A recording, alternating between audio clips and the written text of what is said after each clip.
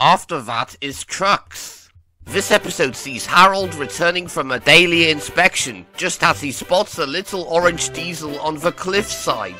The little diesel by the name of Rusty says to the helicopter that he came to the Skarloey Railway to give some help with the engines there. Rusty and Harold go off their ways, with the former calling the latter Cheeky Chopper behind his back.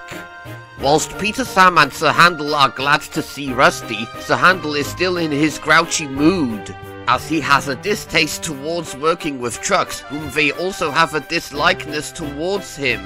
It was then when he met Gordon, who advises him to pretend to be ill to avoid doing some shunting with trucks. Sir Handel agrees and makes his plan into action. Peter, Sam and Rusty take over his work and start shunting the trucks. The two engines take the trucks to the quarry to be transferred at the incline, and we're shown how the incline works, the slate trucks being connected by a winch where it pulls the trucks up the hill while also bringing the empty trucks down. As Peter Sam waits for his slate trucks to be brought down, the trucks on the incline think that he is Sir Handel, whom they have a grudge against him. So as revenge, they break apart, roll down the hill and crash into Peter Sam, damaging him from his front to funnel and being covered from slate dust. Rusty comes over to help clear the mess and get Peter Sam out of it. Later, the Fat Controller scolds Sir Handel for pretending to be ill, and as punishment, the blue narrow gauge engine is forced to do Peter Sam's work. After clearing the wreckage, Rusty was on his way back home until he encounters Harold again on the cliffside. This time he mimics the words the helicopter said to him earlier by keeping up the good work, right before they part ways. This episode was notable for a few things. First is for introducing Rusty the Little Diesel, who would be a mainstay with the rest of the narrow gauge engines in the following seasons. Second is the infamous crash scene where the slate trucks roll down the incline and smash into Peter Sam violently, damaging him, and not showing any trace of blood in his face despite the impact being so intense. And third is a certain plot hole that went against the source material. So in the original book, the reason how the slate trucks mistake Peter Sam for Sir Handel is that the two engines, including Duncan, are painted in the same livery of red as Skarloey and Rheneas. But because the television series gave them green and blue liveries like they have in the Railway series book Duke the Lost Engine, it made the adaptation a bit off-putting, as either the trucks are blind or they're just straight up stupid. That's all I have to say from this episode, as it's notable for various things. Then we have Home at Last. Apparently, this episode opens up with Skarloey returning to the railway after being repaired, and it's a continuation of an episode that I've never seen when I was little, where that episode had Skarloey become tilted while pulling a train. So I didn't know this episode referenced the previous while writing this script, and it may explain why Skarloey is on a flatbed to begin with at the start. Anyway, Skarloey meets Rusty for the first time and becomes friends with him. We then see Peter Sam, who's in a state after his accident at the incline. He is told of a surprise by the Fat Controller, which turned out to be Skarloey. Peter Sam is happy to see him back and tells the old red engine about Duncan, a rude and rough engine who rocks and rolls about on the rails. He was a newcomer to the island as a spare engine after Peter Sam's accident. Skarloey's driver then informs him that Duncan has just become stuck in a tunnel, and so he goes on his way to free him of the tunnel.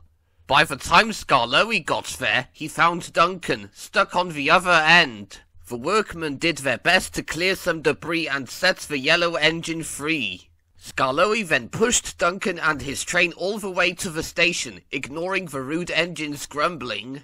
That evening, the Fat Controller tells Duncan off that nothing was wrong with the tunnel, as he got stuck in it because he was doing rock and roll. And who wouldn't forget that one line where the Fat Controller threatens to cut down his funnel and makes a pun about it.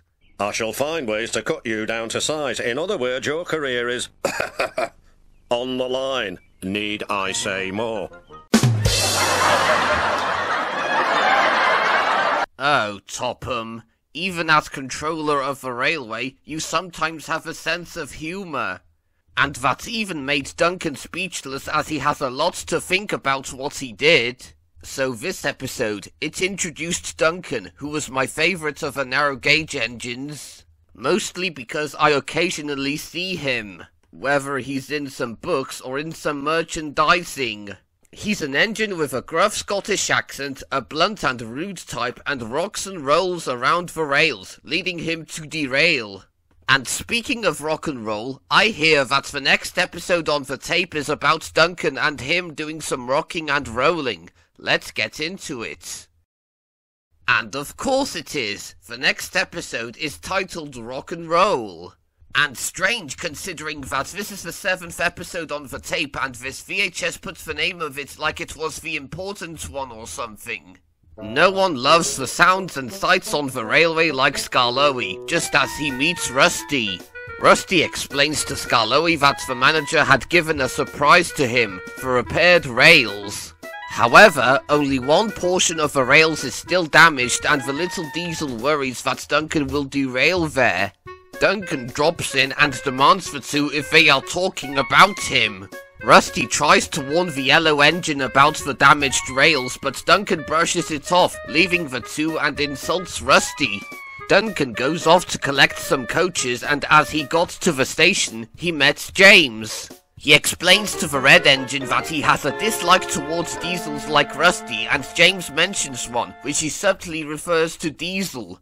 Again, this was something I was not aware of as a kid, as the only time I knew about Diesel, his rivalry with Dirk, and when he first came to Sodor, was in these books. So I'm not gonna bring that up again. James tells Duncan that Diesel caused trouble for the engines and claimed that he sent him packing. Even though that wasn't true, as it was the Fat Controller who did it. This made Duncan believe him and protested that Rusty should be sent packing. The rude engine swayed about on the rails just as he comes off at the part of the damaged rails Rusty tried to warn him about. When Rusty hears about this, he refuses to help as Duncan ignored him. Skarloey calls him out, saying that his passengers are also stranded there and that's what's changed Rusty's mood. He sets off to find Duncan, bringing some workmen with him. He got there and with some help of the passengers, they put the yellow engine back onto the rails. Duncan completes his journey and when evening came, he apologizes to Rusty, asking him if they should be friends from now on. And wouldn't you know it, they certainly are the best of friends in later instances. I'm being sarcastic. So, with this episode having my favourite narrow gauge engine in it, it is what it is. Duncan rocking and rolling on the rails that leads him to trouble. Oh, and also, did you know that Rusty was originally genderless? I'm pretty sure you've heard of this, as Britt Allcroft wanted him to be a gender-neutral character and not have the show use any pronouns around him. It wasn't until the 9th series where he was referred to as male starting from that series. It's pretty interesting to see a character with an ambiguous gender, isn't it? But overall, pretty good episode, nothing more. And finally, the last episode on the tape, Special Funnel. Winter has arrived on Sodor, and Peter Sam's funnel was never the same since his accident at the incline. His funnel keeps on wobbling in the wind and he wishes for a new one. Pours of heavy rain come down, causing some streams to rise that threaten to wash the line away. Rusty is given the job to remove branches and leaves that block rivers. One day, however, he is told of a washout and that it's destroyed a bridge near a tunnel. This was the scene that made me avoid seeing it, as I was afraid that some engine was gonna fall off it. Which didn't happen, thank God. So, Rusty goes over to the broken bridge and fixes it. It took a long time to repair the bridge until it was eventually fixed. Peter Sam is taking a passenger train in the cold and frosty weather, and when he goes through a tunnel, something hits him. And when he got out, he lost his funnel, where the guard revealed that an icicle was what knocked it off. Peter Sam carries on, just as his fireman sees a piece of a drain pipe laying on the ground and uses it as his temporary funnel. When Peter Sam got to the shed, he was laughed at by the other engines, as even Sir Handel sang a song about it. A new funnel has arrived as Peter Sam wished for earlier, presented by the Fat Controller. It looked flat, but Sir Topham Hatt assures that it's something special. Sure enough, Peter Sam with his new funnel is much more stronger with it, pulling trains with ease. Everyone else is impressed with his new funnel and they never tease about his special funnel ever again, wishing they could have one like it. This episode concluded on the 3-part arc of Peter Sam and his broken funnel. First was his accident at the incline that damaged his funnel, second was after the aftermath of his accident, and the last one was when he lost his funnel until he got a new one. Not to mention, every December, starting from 2013, I watch it as I considered it to be Christmas themed since this episode took place in winter. I mean, who else doesn't do that? So, all in all, it's a humorous and pleasant episode and a conclusion to Peter Sam's broken funnel that ends this tape on a high note. I'd give this one an 8 out of 10 if I were you. And that's all the tape has got to offer. 8 great episodes featuring the little engines from the Skarloey Railway. Whether it's the tale of a legend that is Duke who became lost to time, an arc revolving around Peter Sam's broken funnel after his accident, or Duncan and his habit of doing some rock and roll. It's also that I see that the engines were inspired by the locomotives seen on the Talyllyn Railway, which, believe it or not, I've been there about 3 times when I was a kid. And I didn't even consider revisiting that railway unless if my dad asks me to. It's interesting that Audrey based his characters on the locomotives from the Welsh Railway and wrote stories based on several events that occurred. And especially as Thomas is primarily aimed towards younger children, it's never played or talked down to them as it has things the parents could learn from.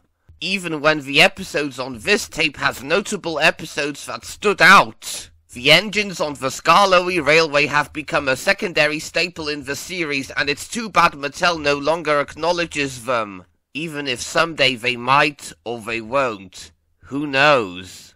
Anyway, interesting stories on that tape. Oh, and another thing I forgot to point out was that the tape included a different version of the narrations by Michael Angelis and that they were re-narrated in later releases and airings. The same case as the 2 tapes featuring Series 3 episodes.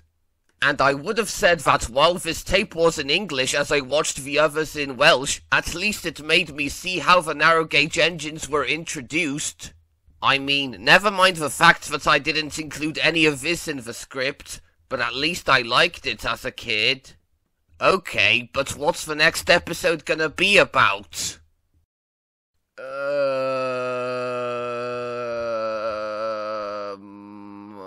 I haven't thought which VHS or DVD that I'm gonna be talking about. So maybe I'll think of one when I do until next month. But anyways, I hope you all liked this video. Bye!